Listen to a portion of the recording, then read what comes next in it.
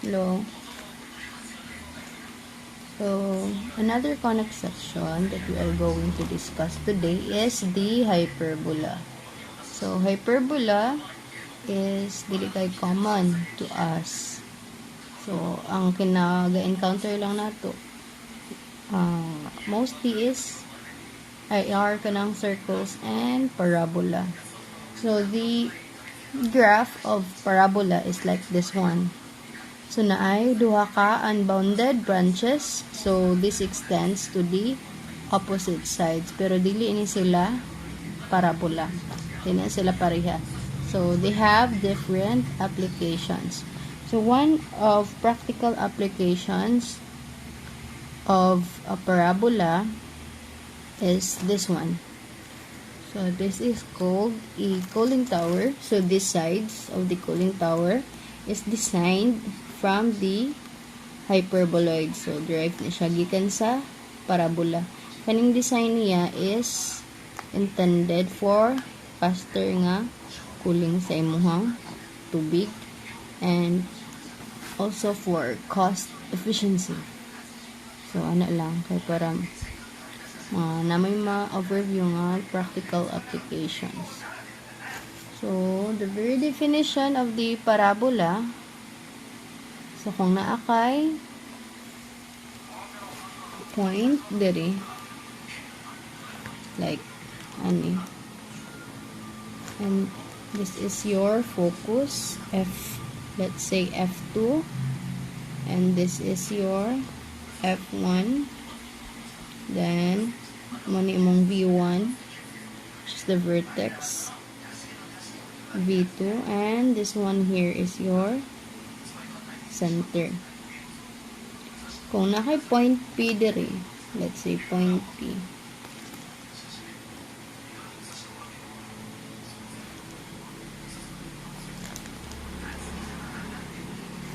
Klaro ra ba?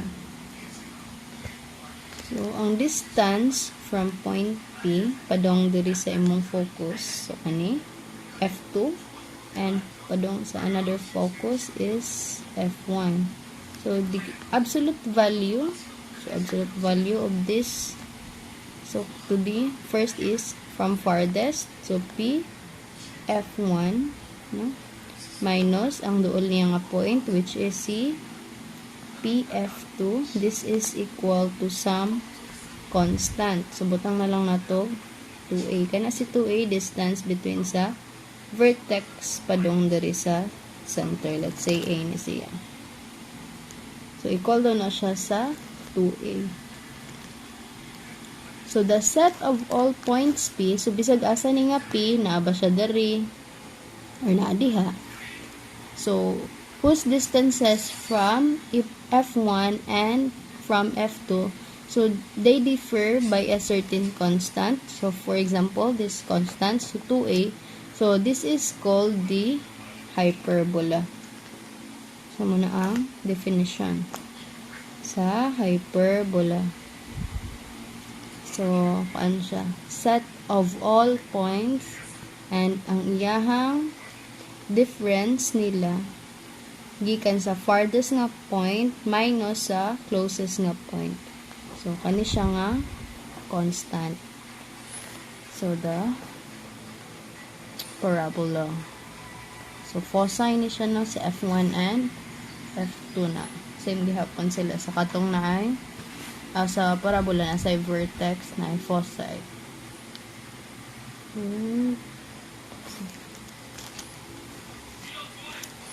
What else? So, the standard equation of the parabola given center nemo, if ever, center is 0, 0. So, your standard equation is given by x squared over a squared minus y squared over b squared equal to 1. So, unsa man ni si A, si B. So, dari na siya. So, kana si A, so, let's say, kani siya, no? So, this is V2, V1. So, like, over there is F1, base C F2. Same rin na sila distance. F1 to V1 and F1 to V2.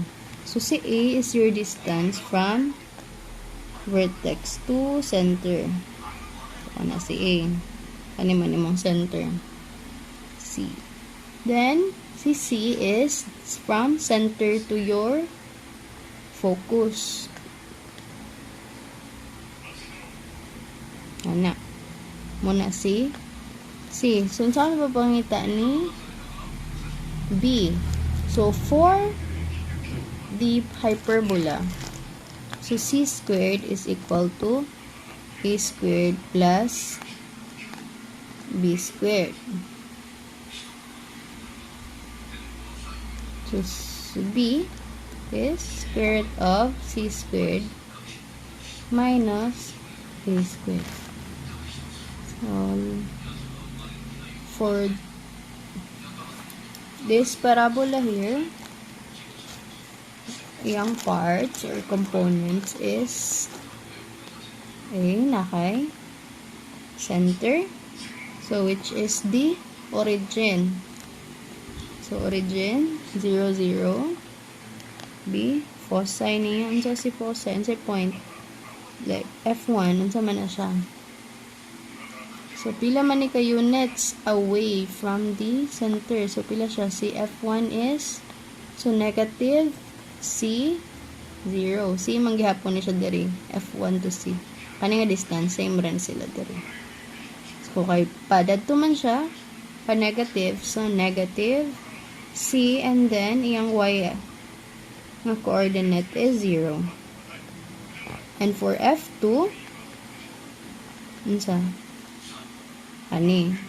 C and then 0. So, for any point of the hyperbola, the absolute value of the difference of its distances is 2a. So, katong, giingon ako ganun. So, katong point from, pag nakay point, ang ilahang difference is equal to 2a. So, kani nga, ihang pasabot na distance. Next is sa paglain nga part. So, vertex. So, man sa vertex.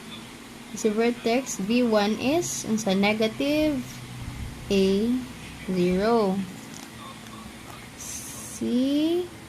So, collinear ni sila. Si vertex, collinear na sila ni center o sa focus. So, kanin.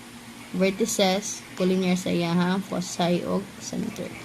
So, si V2, pila. Nakay. So, A, 0. What else? Asymptotes. Saan ang asymptotes? Asymptotes.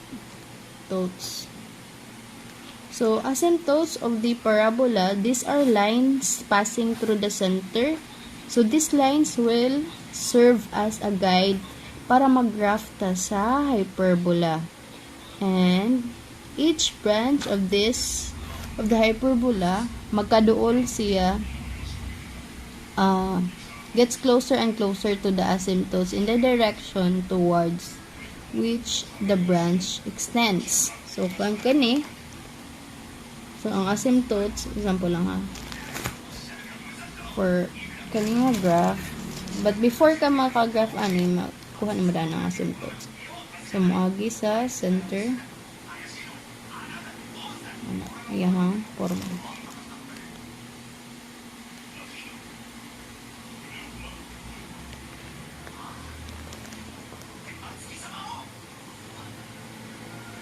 So, panalitan, kan ang opening aning imuhang hyperbola, di ba katong difference niya is 2a. Pananglitan, the difference is butang tag beta less than 2a. What will happen to your parabola? So, may tabuan na manarrow ang iyahang opening. So, mga diri na siya. So, kung ang difference pod is butang taog si gamma, greater than 2a, yahang opening pod is wider. So, paana po dahil ang yahang opening. Okay. So, example ta. Wait na, sulatan sa nako.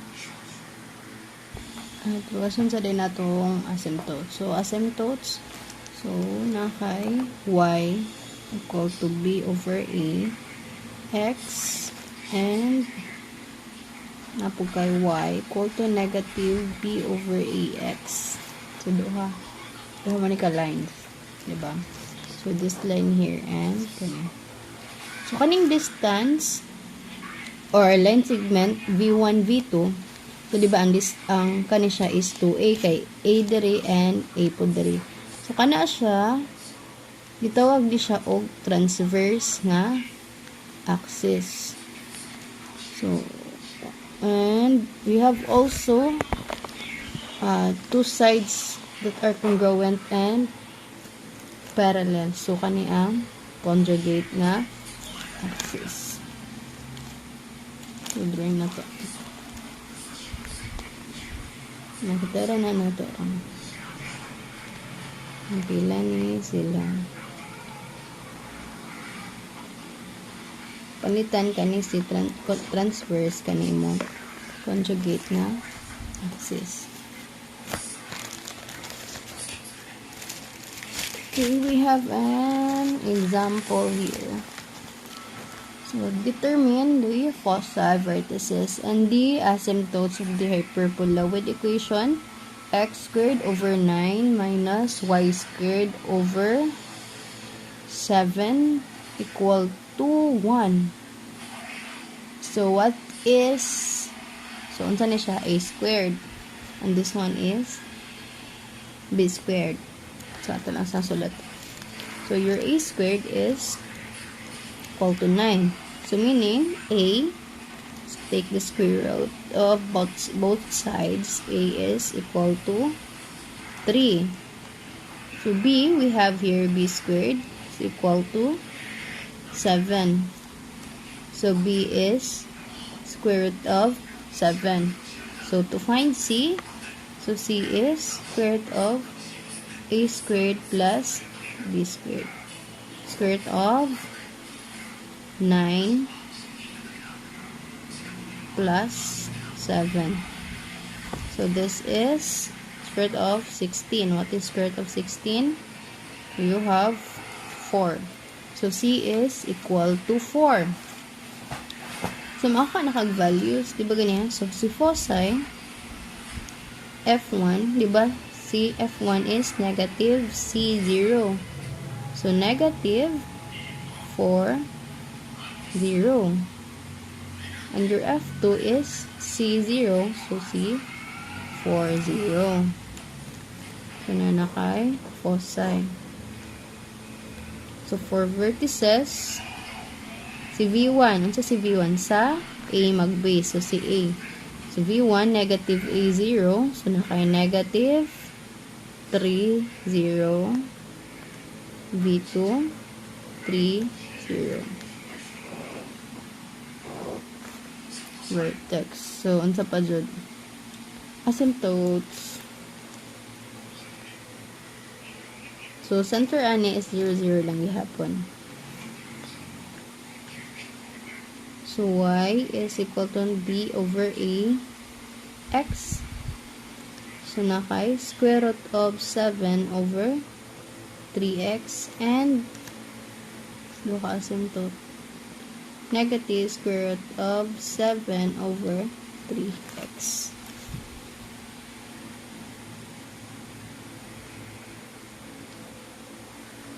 So, let's graph this one. So, si conjugate axis, aha siya dapit makita. So, kay si B man na siya. Ito lang ng so, B units gikan sa center, above, and below B units. So, 2B. So, itong i-draw ni siyang hyperbola.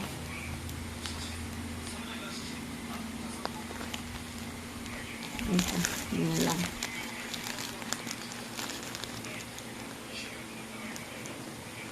Wala itong mga values na ito. 3 ug 4. So, 1, 2, 3, 4, 5. 1, 2, 3, 4, 5.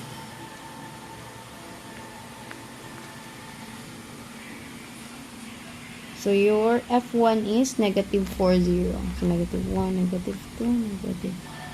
So, this one. Muna si F1. F2 is 40. 1, 2, 3, 4. So, this one here. F2. So, your V1, negative 30. So, kani. V1, V2. Na. So, next is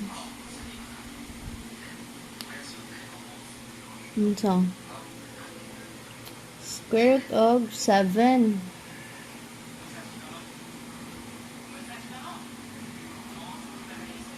Mag-draw sa tagkuan box nga guide na to.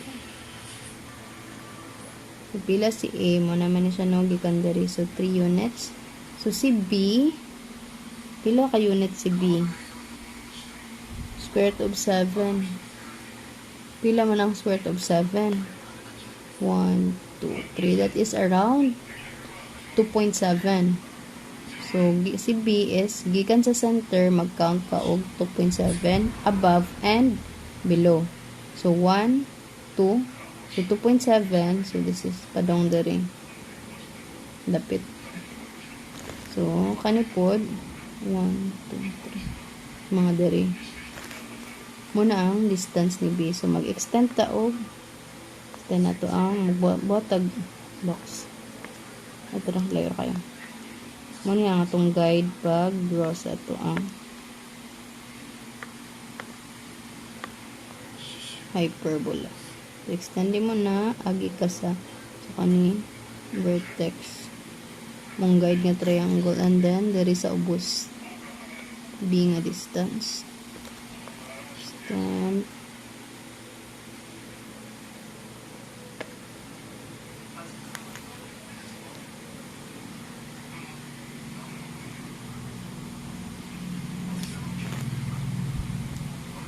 Katoy mo hang asymptotes dito siya end to end dapat maagian na niya. So kung para sure jud ka, pwede po nimo i-plot nimo imong magkakag mga values. And this is your guide.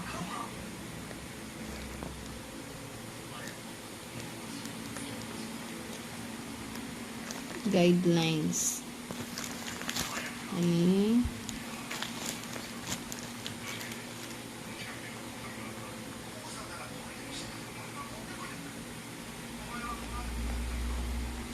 to the center, dapat may dyan na nilang center.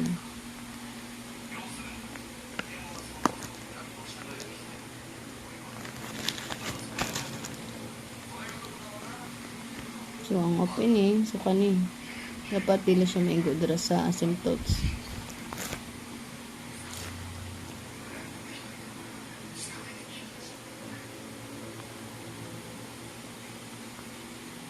Dara, igo sa vertex, and then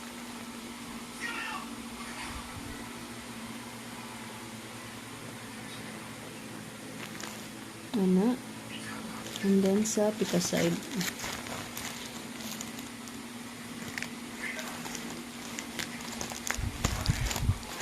Sunduin.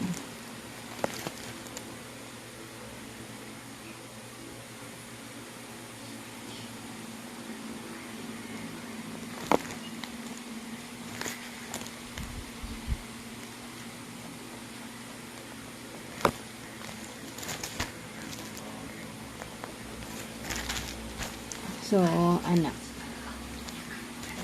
So, ni ang no, sa hyperbola nimo. Okay. So, kani nga distance, gikan diri, adulong diri mo na si B. Center, padong sa vertex, si A. And then sisigi kan diri padulong sa imuhang focus. So para maka-form ka aning rectangle nga guide nimo, so imo ning i-extend so kaning distance sa vertex. So mag-extend ka diri og kani guide nimo. So si A ay dili pasaka ka mo na siya si B. So this is around 2.7 kung padadto horizontal imong transverse A dayon. Padulong dayon pod kani. So paana 2A. So, si B kani siya nga distance, si A is kani. So meaning, so kani diri 2B. And kung kani diri extended to 2A.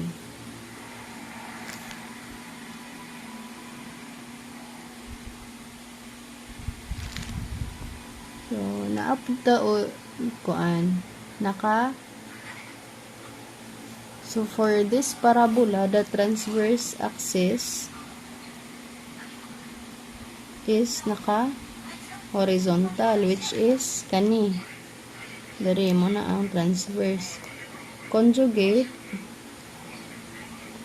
is vertical. So conjugate ng axis kana dira. So there are instances na pabali na siya, paana na siya. So meaning, iyang transverse is vertical and iyang conjugate is horizontal. So, ano lang. So, kung kuan pod, imuhang mag-antala ang equation. Kanang dili na center. So, maghatag ko ran. So, separate lang siya nga video.